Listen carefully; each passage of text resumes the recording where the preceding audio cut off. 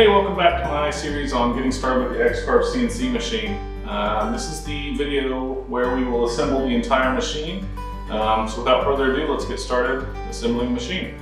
Thanks.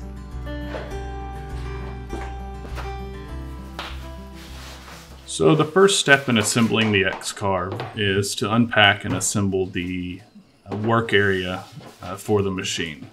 This consists of a wasteboard, 5 rails, and 144 threaded inserts that assist in clamping your work. As you can see on the wasteboard here, the 144 holes are laid out in a 12 by 12 grid area.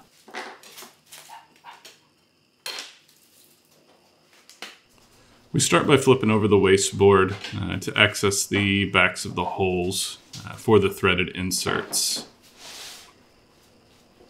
We unpack the threaded inserts and we start by screwing them in. You're going to want to make sure that you keep these as straight as possible to make clamping easier later.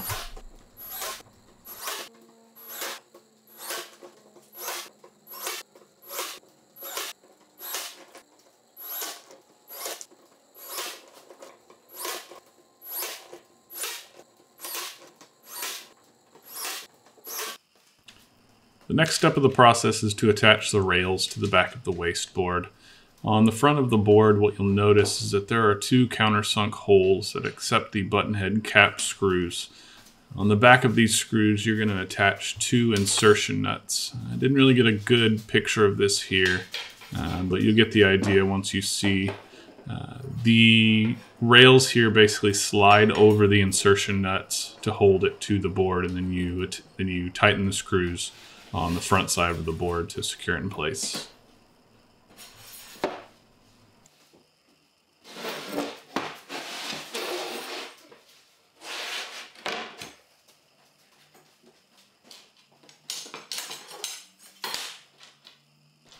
Here we're going to add 2 button head screws with insertion nuts on the end of them to each of the side rails. What these are going to do is basically attach to the holes that you see on the side of the wasteboard. You'll see me here put it down and then basically loop it over the side of those holes to secure it in place.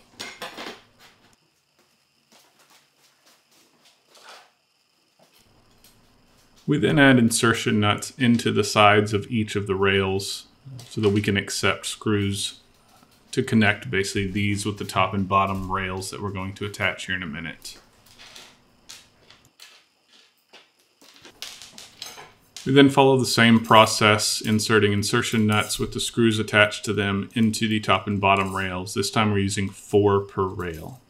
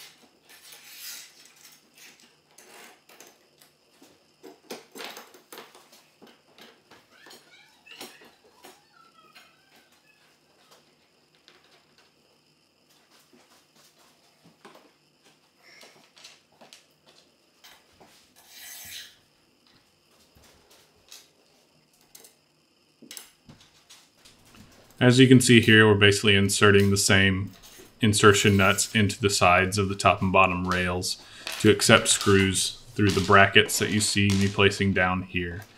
These will each have 2 screws in them that will basically attach the rails together and hold them in place.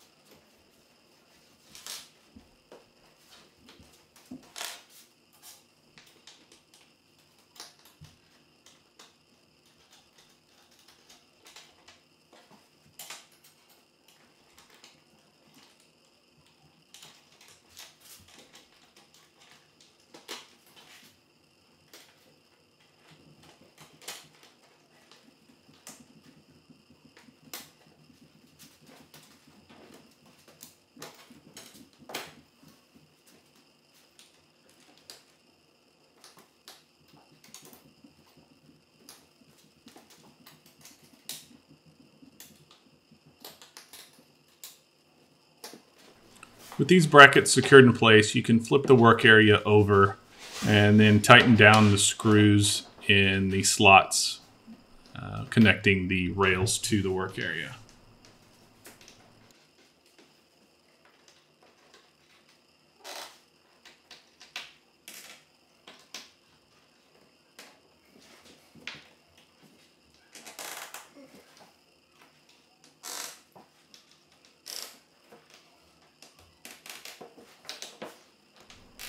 After tightening these screws, you can go ahead and give yourself a pat on the back. The work area is now complete. Alright, the next step in assembly is to put together the gantry side plates. As you can see here, I'm having a little bit of trouble getting this screw through the pre-drilled holes in the side plate itself.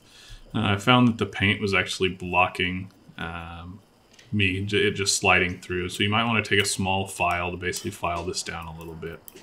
What these screws are for is the fixed V-wheels. It's a pretty basic installation here. You put the screw through with the washer, the V-wheel itself, and then the lock nut, and then tighten those down. What you'll notice that I'm doing here is I'm actually going to show for the rest of these steps. Actually, I'm going to show it for one side of the side plate, but for the sake of time here, I'm not going to show the other one being assembled. It's the exact same step on both sides.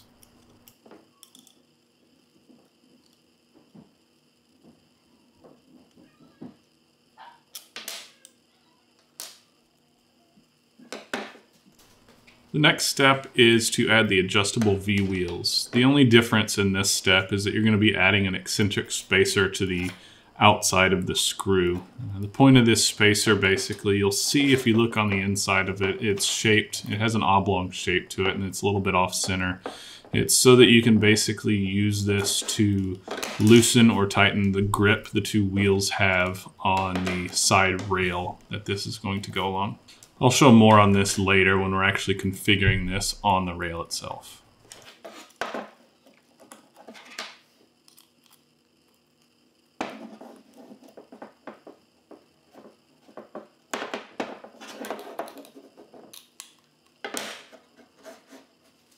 Next, we're going to install the idler wheels. These wheels ensure that the belt is held tightly against the motor pulley. Basically, there is a spacer between the wheel itself and the screw so that it holds it a little bit farther out in accordance with the motor pulley itself.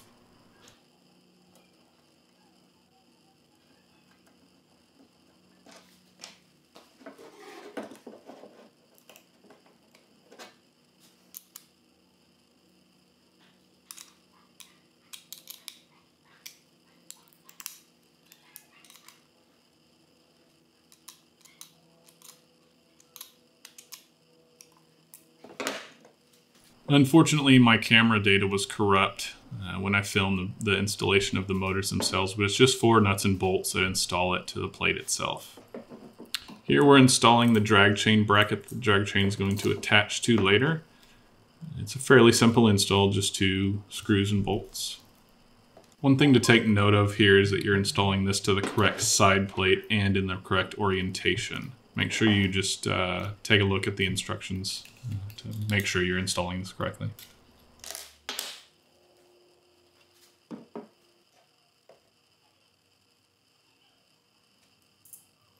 It's hard to see here, but we are installing the home switch. They're fairly small, and the screws that go with it are fairly small as well, but this just takes 2 screws to install it here. The holes on the gantry are threaded already, so there's no need for any bolts for this.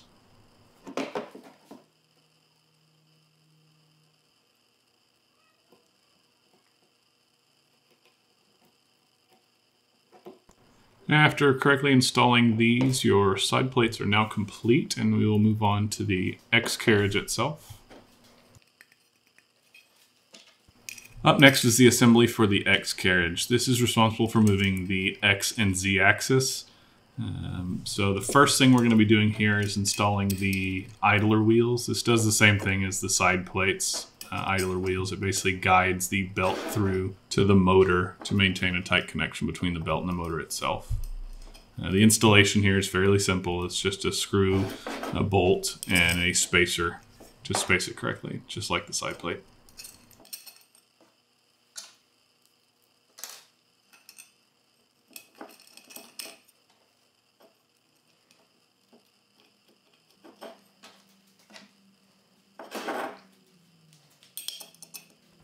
As you can see here, it's a little bit of a tight fit getting your fingers into the actual carriage itself. So just be patient with it and you'll get it.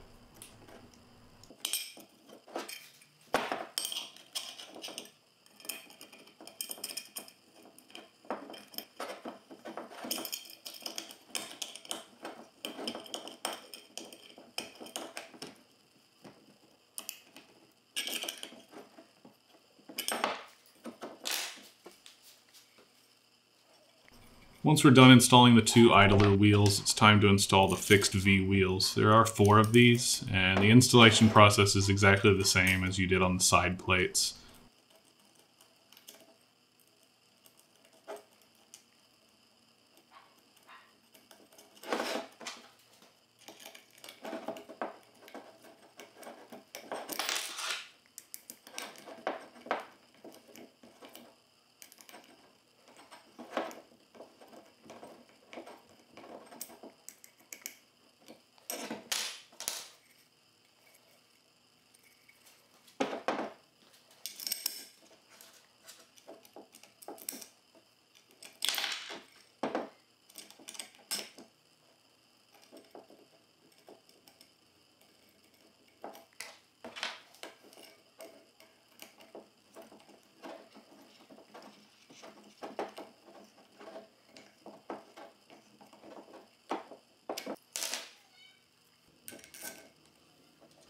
Next, we're installing the 4 adjustable V-wheels. Just like before, these install exactly the same way as we had on the side plates.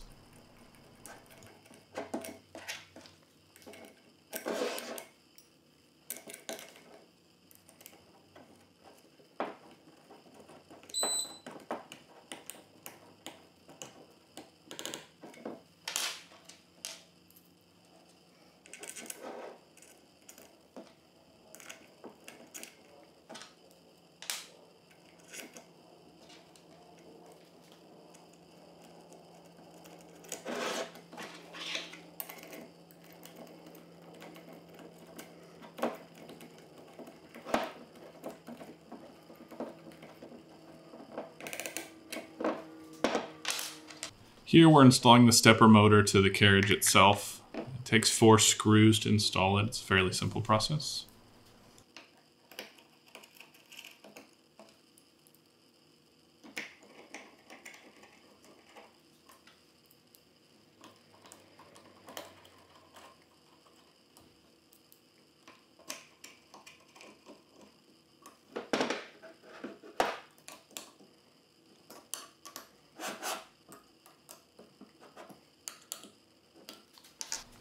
Now we install the drag chain bracket to the X-Carriage. Just like with the side plates, you want to make sure you orient this correctly.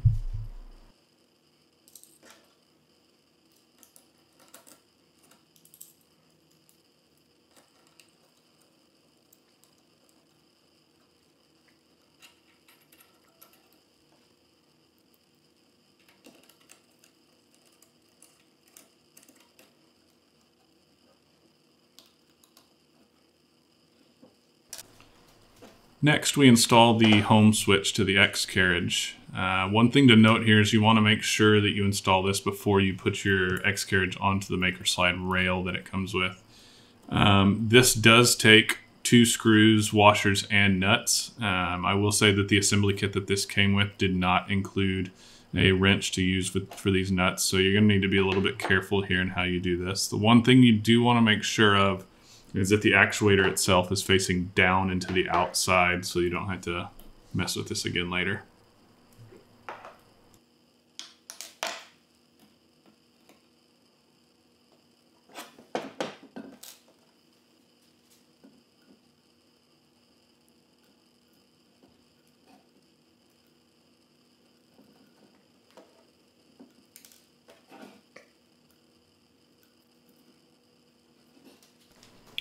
Next, we're going to be assembling the Z-axis. First step in this is to assemble the plate with the bearing. We'll basically put the bearing into the hole and attach it with 2 button head cap screws.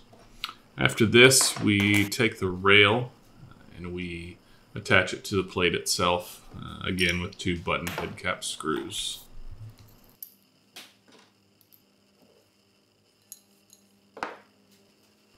Up next, we'll attach the lead screw to the Z-axis. We'll start by threading the lead screw through the provided nut. After this, we will insert the lead screw through the hole in the bearing, place a washer on top, and then install the pulley. You'll want to start by unscrewing the small screws into the pulley so that it fits over the lead screw itself.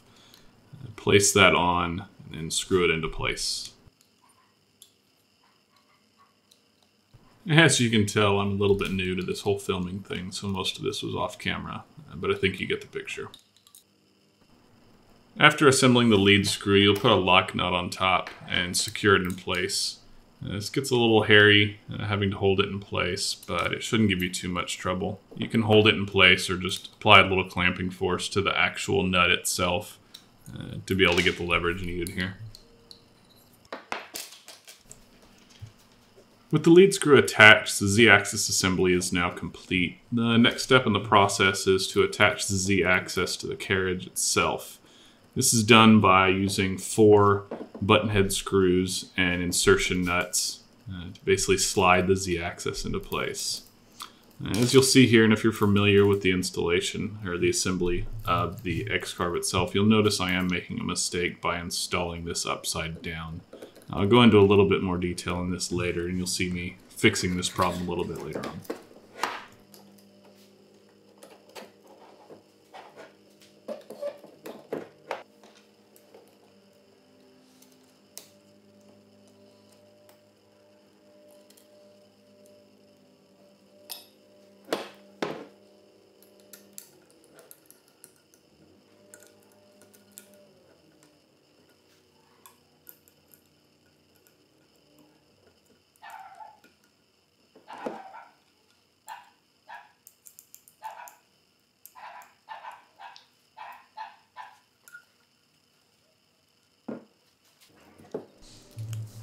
Here I'm applying the lubricant to the lead screw itself. Come to find out, the instructions don't really tell you this, but you don't need to use the entire packet here, which I ended up doing. You only need a little bit of this to actually coat the lead screw itself, so take that into note. It doesn't really affect anything if you apply all of it, but yeah, just something to note.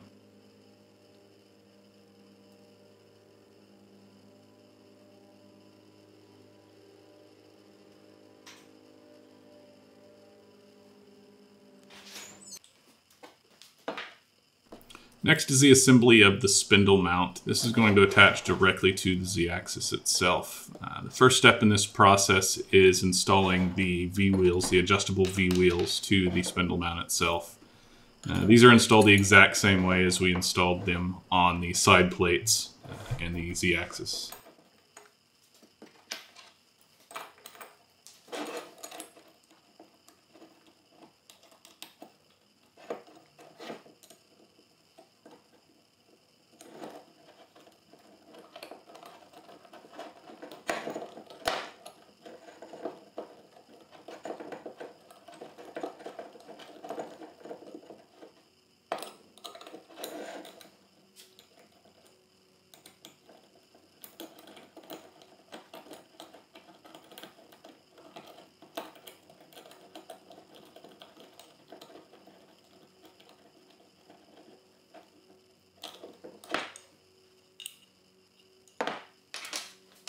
Once the adjustable V-wheels are tightened down, we install the fixed V-wheels. I didn't get much footage of this, but it's pretty simple, same as the side plates. We then install the bolts that clamp down and tighten the spindle in place inside of the mount itself.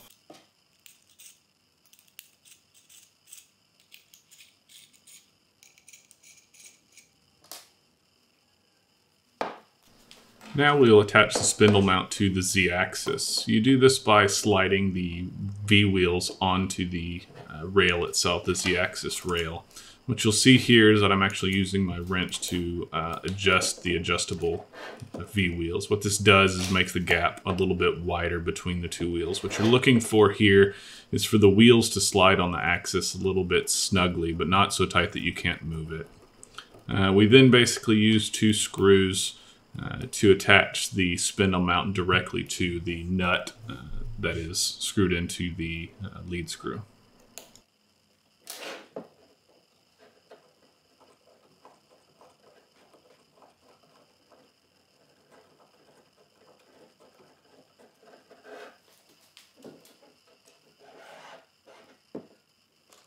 The last step in assembling the carriage is to install the Z-axis limit switch. This basically prevents the Z-axis from going too far and doing any sort of damage to the carriage itself. What we'll also be installing is a bolt and a lock nut to provide a hard stop for the system itself.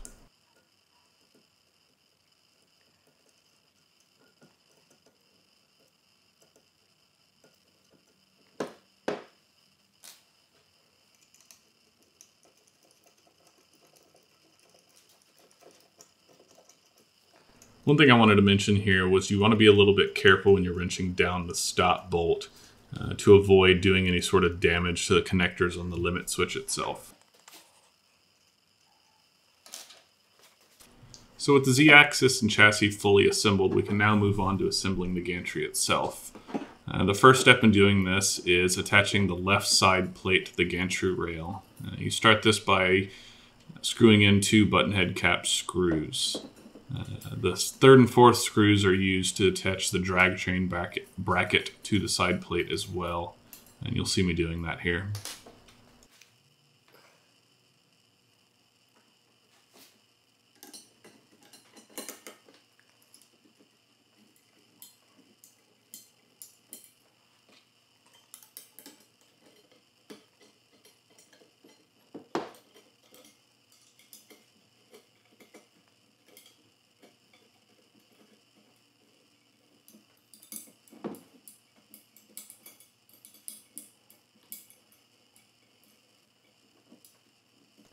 The next step is to slide the carriage onto the gantry rail. You're going to have to adjust the adjustable V-wheels on this just like you did before to get it to slide in place. You'll also want to insert 2 insertion nuts into the top of the rail as well. This is going to be used for belt tensioning later. After this, you will go ahead and attach the other side plate just like you did the left side plate before.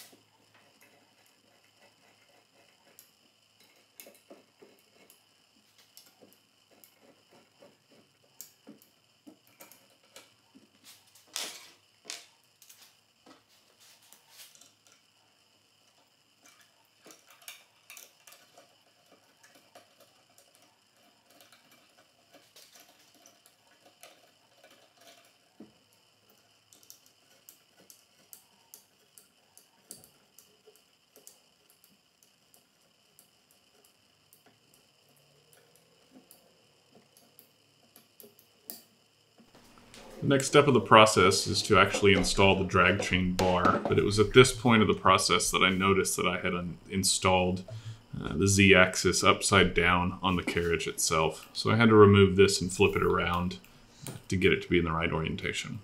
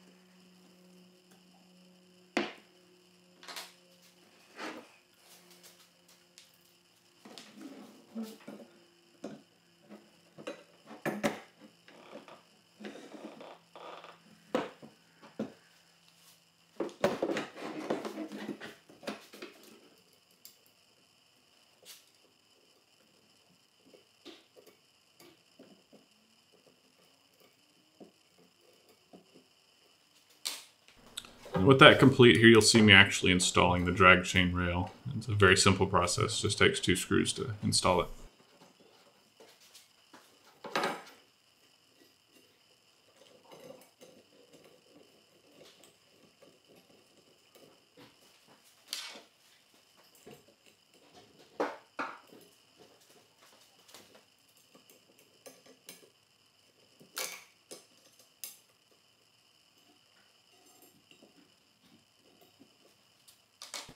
Up next is the assembly of the Y-axis rails. These are the rails that the gantry will slide on. It's a pretty simple installation, just takes 2 screws per rail that go through the end plate that it's attached to. You just want to attach the one end plate at this point.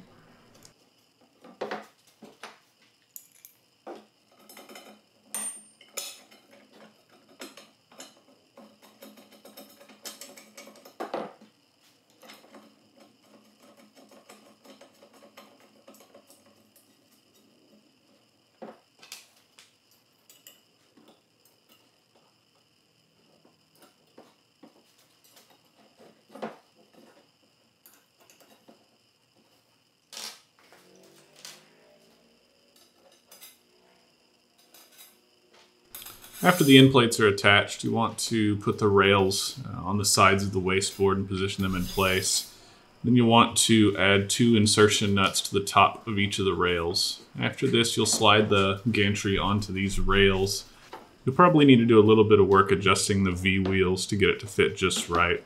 After this, though, it slides right into place. As you'll see here, I basically just put my drill into place to hold it from sliding down as I attach the other end plates.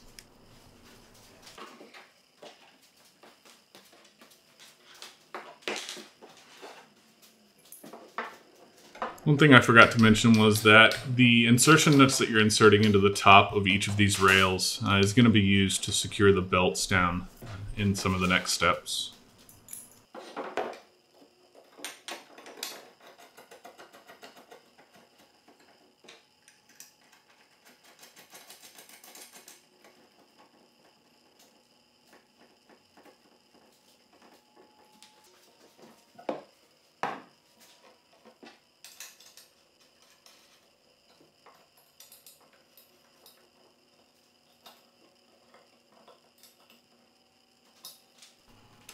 After assembling the second end plate, it's time to work on securing the rails to the work area itself. You do this by adding 2 insertion nuts to the rails of the work area, and then using 2 screws per end plate to attach it in place. I found it easiest to actually insert the insertion nuts and then lift the end plate itself to line up the insertion nuts with these.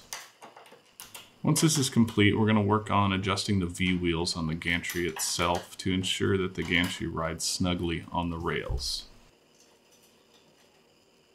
The last step in the rail assembly is to add the home switch actuators. You do this by adding a spring clip into the rail itself and then adding a nut with the spacer attached. You'll want this to be 3/4 inch outside of the end plate. You're going to be adjusting this later to set your 0 points.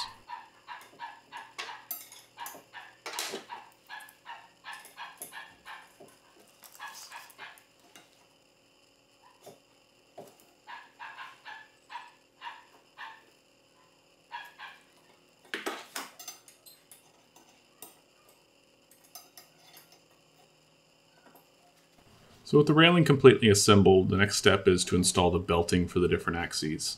The instructions say that the X-axis is by far the hardest because you don't have much room to move throughout the carriage, but I actually didn't find that to be the case.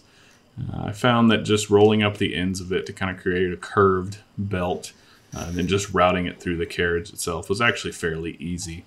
You'll see me doing that here.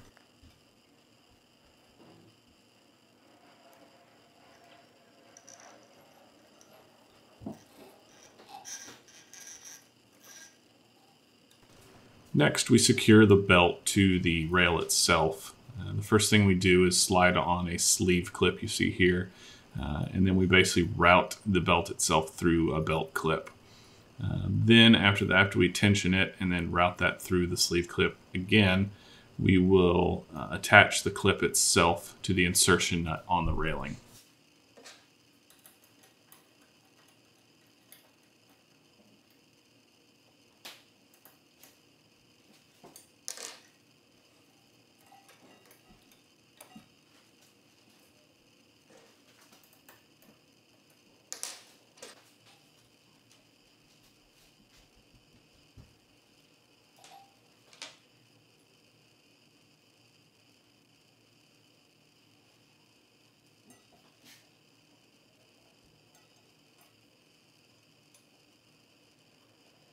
For the opposite side, you're going to want to follow the exact same process. The only difference here is there's a screw that goes from the belt clip itself directly to the end plate.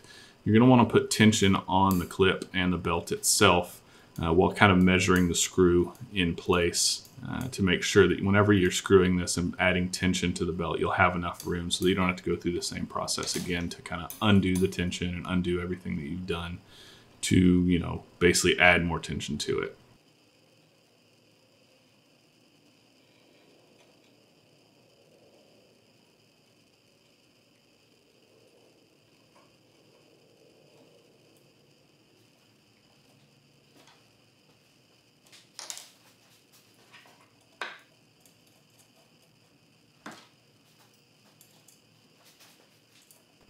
When you're tensioning the belt, what you're going to want to look for when snapping the belt is you want to hear an audible tone, kind of like a guitar string. And that's what you're seeing me do here.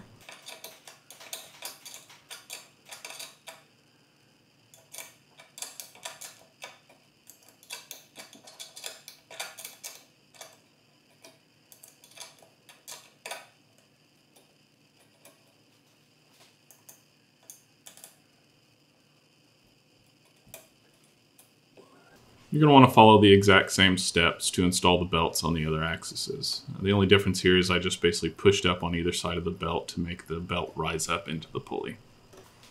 Other than that, everything else is exactly the same as far as securing the belt itself and tensioning it. So I'll just let that play here.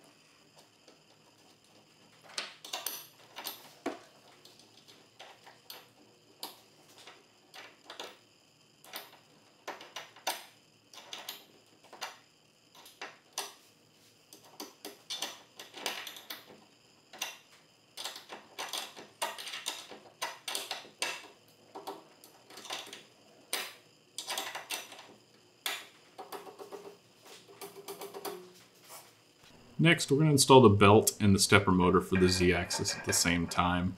You do this by looping the belt over the pulleys itself and then attaching the screws and the nuts for the stepper motor. You're going to want this to be tight, but you want to wait till you have all 4 of your screws in place before tightening it.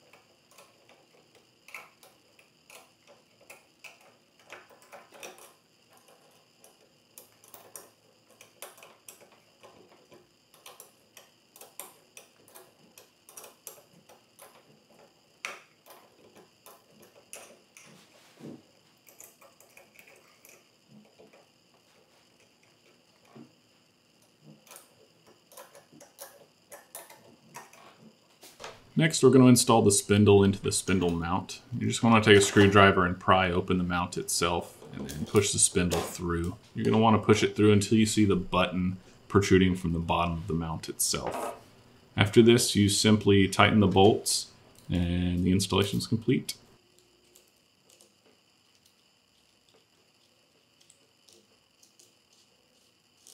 Up next is the assembly of the wiring for the machine. We start this by popping open the hinges on the drag chain with a screwdriver.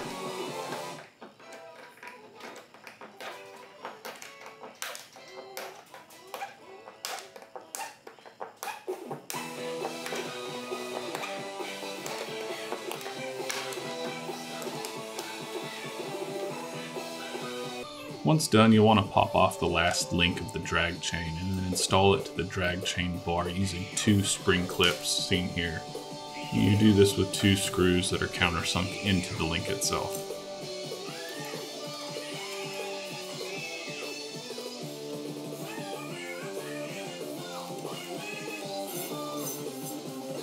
Next, we'll take all the wires for the Z and X axis as well as the spindle power cord and insert them into the drag chain. You'll then want to snap down each of the hinges for the drag chain and secure them in place.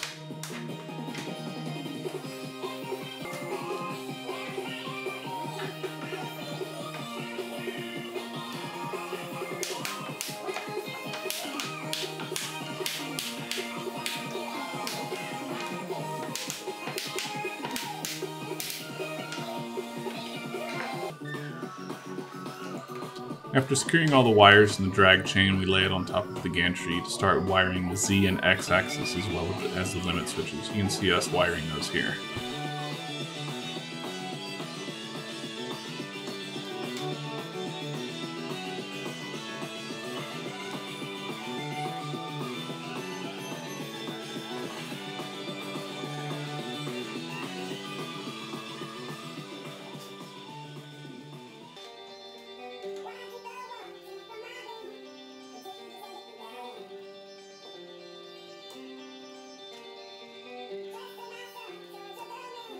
Next, you'll secure the top part of the drag chain to the drag chain bracket using 2 screws.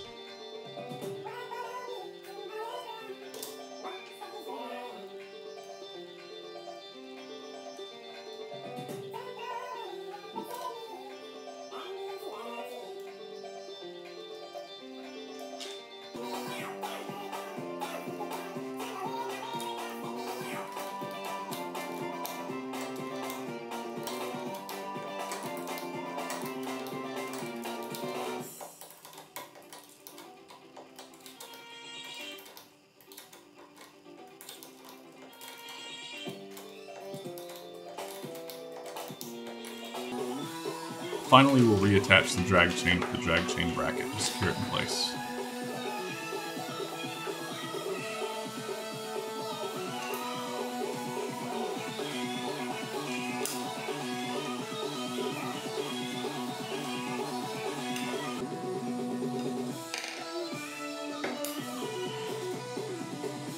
Next, we attach these zip tie mounts and zip tie the wires down to secure them in place.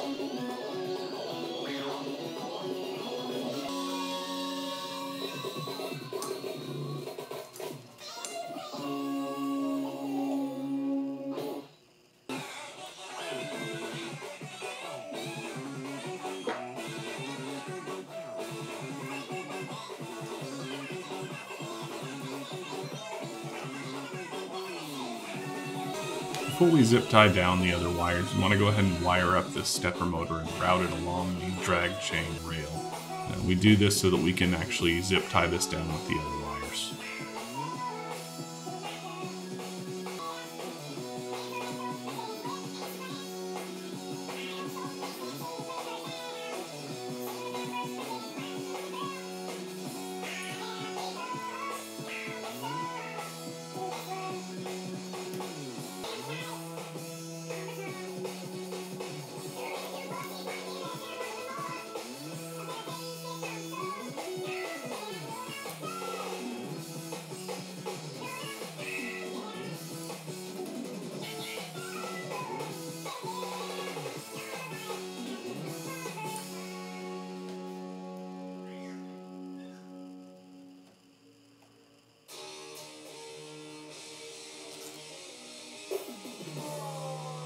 Up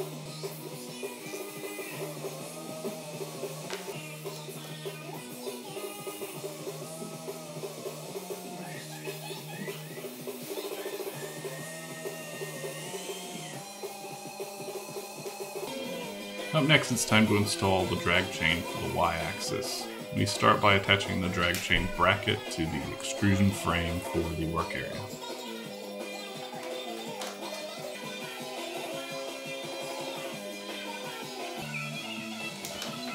Luckily, I quickly realized I installed this upside down, so I went ahead and corrected that.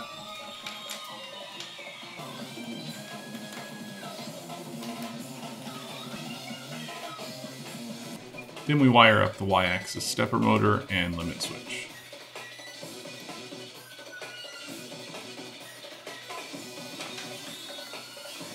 Here you can see me starting the assembly of the drag chain by removing the last chain.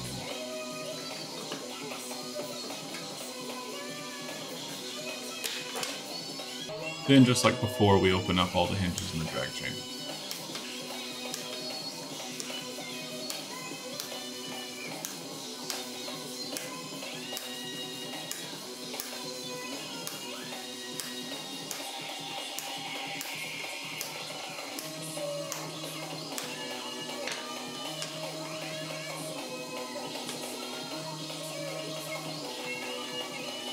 After that, we attach the last link of the drag chain to the bracket.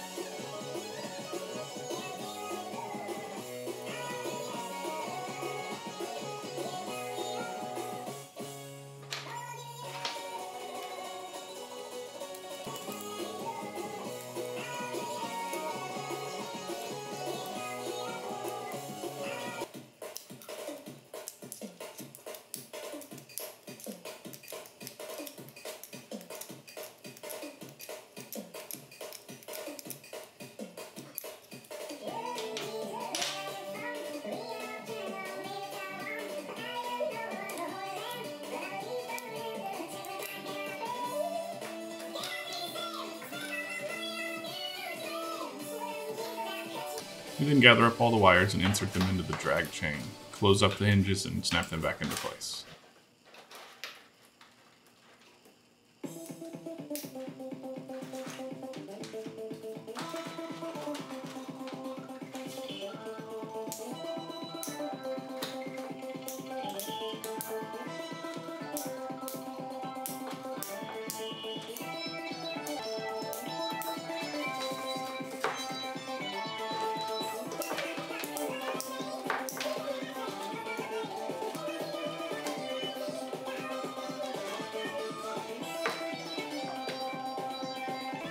And then pull all the wires through to make sure there's no slack behind the drag chain. We actually don't want to attach this drag chain yet, as that comes after the next step, which is assembling the sideboard. Just like the work area, the first set is to add these threaded screws in.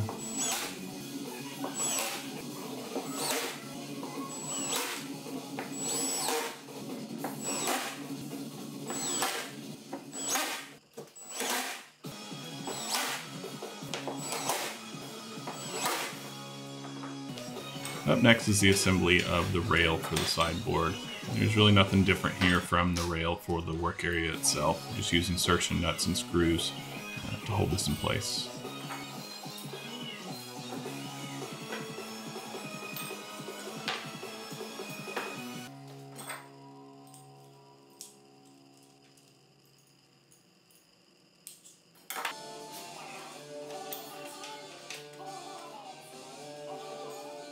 One thing I will mention here is you don't want to tighten down one of the long lengths of the rail. You want to kind of leave it loose so that you can gauge where the screw holes for the top are. You'll see me correct this a little bit later.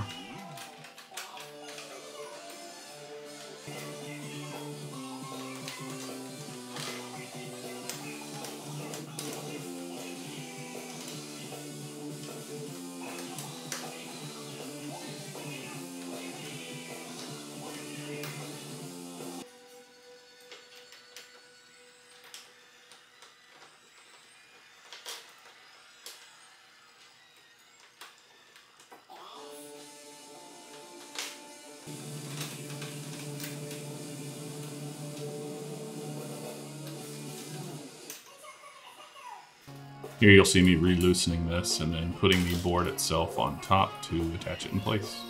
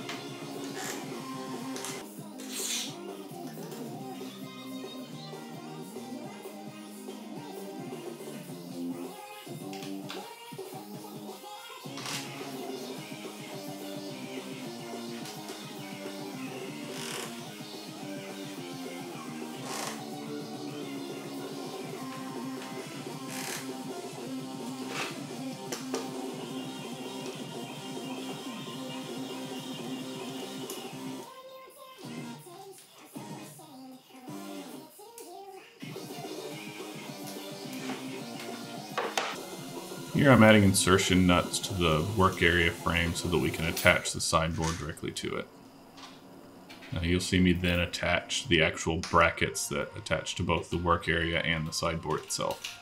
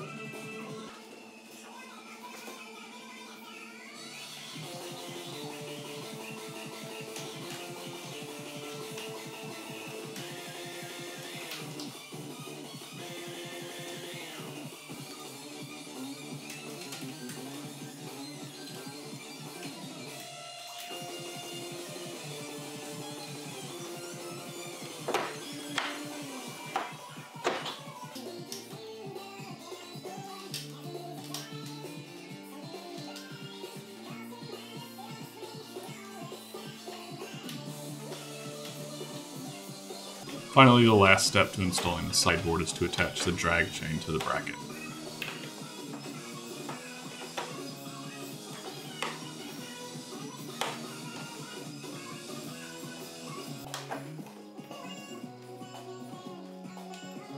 Okay, so we're down to the home stretch here. The final step of the assembly of the machine is to assemble the X controller. And the first step in that process is to install the power supply. You're going to want to remove the screws that correspond to the power supply interface, slide this into place, and then put those screws back in.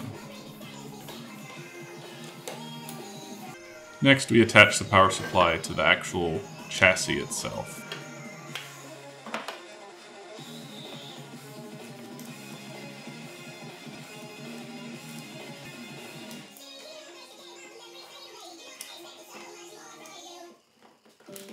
Unfortunately, in my wisdom here, I decided to put the camera behind me, so I didn't get a lot of really great footage here. My arm is in the way of most of this, but you get the general idea. The next step is to install the controller board. The first step in this is going to be to actually attach the cables from the power supply to the controller board itself.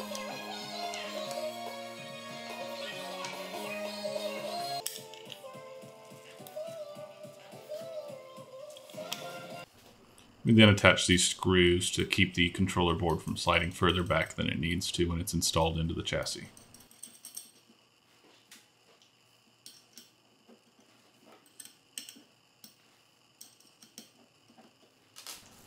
We then slide the chassis into place after putting the wires into the slot on the side of the board.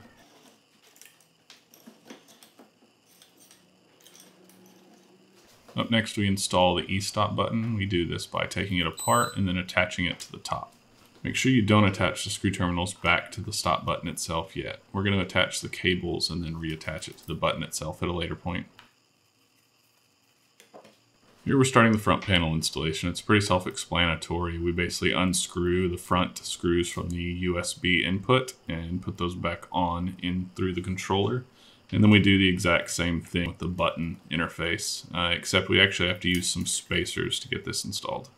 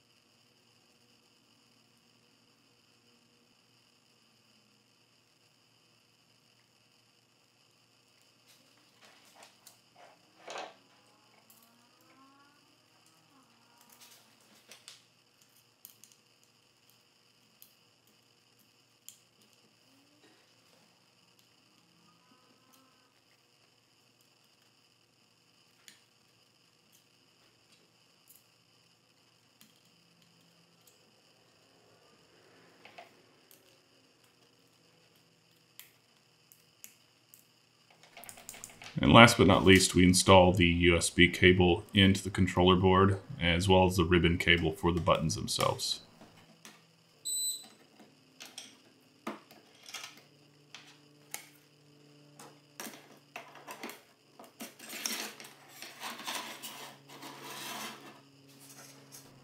We then slide the top into place and install the e-stop cables into the terminals themselves.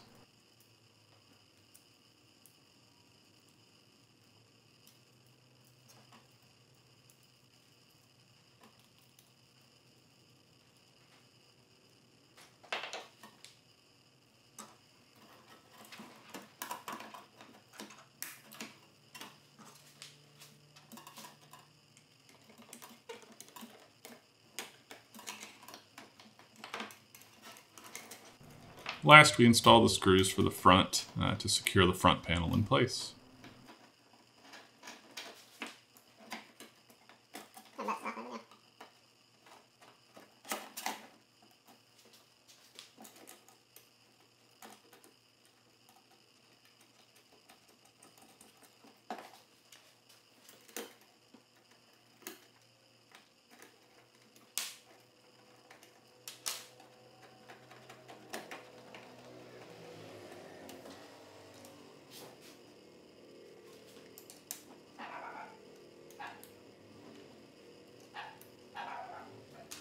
The last step assembling the X controller is to install the back panel. The first step is to install the fan into the back panel itself.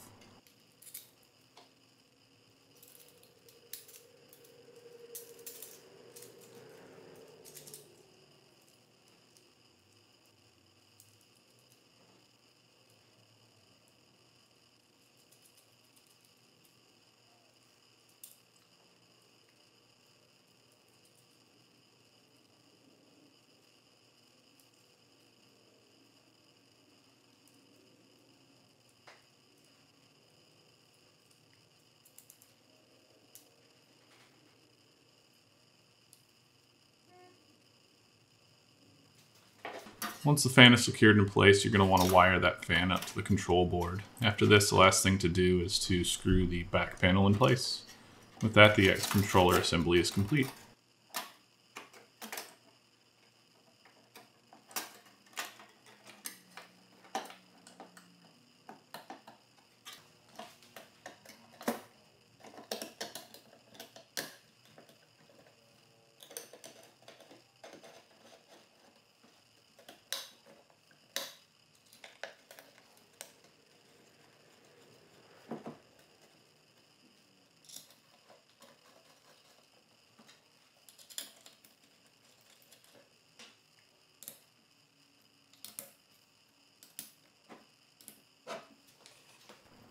And the very last step for the X-Carve assembly is actually to wire everything up to the X controller. You use the terminal block plugs provided, Insert the wires into these, screw them in place, and then attach them to the X controller.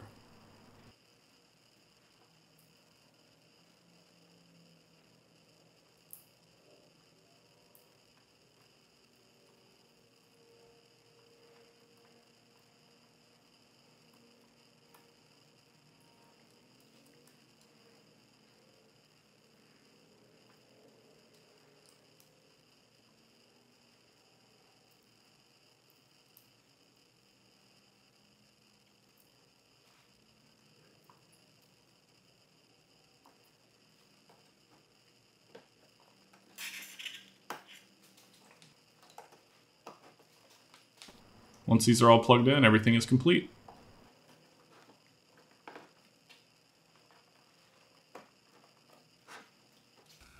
All right, well that wraps up the assembly of the X-Carve. The first thing I wanted to say was I wanted to give a big props to the Inventables and X-Carve team. The assembly instructions that were provided were a huge help for me. Along with that, the packaging of the actual machine itself and all of the parts that went along with it was amazing. Everything had a label that went along with the instructions, so whenever you needed a part, the instructions put that together perfectly. I will say towards the end of the assembly, it was a little bit lacking as far as detail goes in the instructions themselves, but it was mainly just along the lines of exactly where an insertion nut went, because there's a couple different sides that it could have gone and I wasn't exactly sure where that went. But again, if you check out the Inventables YouTube channel, you'll see that they actually have instructions on the YouTube channel as well. They're not kept as up to date because it's in a video format, but it will actually show you where a lot of things go. So if you get stuck anywhere in the process, that's a really good resource to have. What's next? I'm basically going to be doing a configuration and a tune-up video on the machine itself to really get it running for the first time. Along with that, we're going to make a first cut with the machine.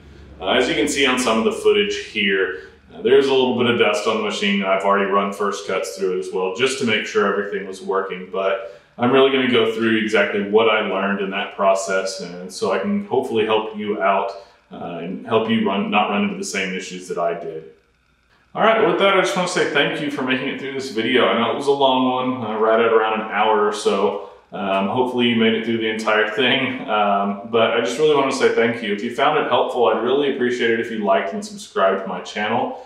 With that, I'll see you next time. Thanks a lot.